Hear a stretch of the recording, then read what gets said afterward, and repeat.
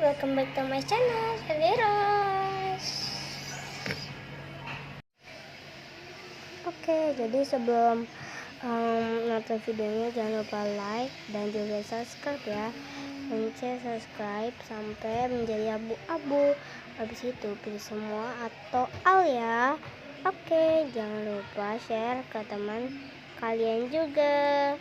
Bye bye. Jadi kali ini aku bakal review slime-nya juga, ngasih tahu cara membuat slime dengan menggunakan 4 bahan doang. Jadi yang pertama kita butuh ini mangkok dan juga ini kalau nggak salah garpu kecil, dan di sini ada mangkok kecil juga yang udah aku bikin. Dan di sini kita membutuhkan lem cair atau enggak lem yang putih ya. Habis itu kita punya aktivator dan ini perlu banget.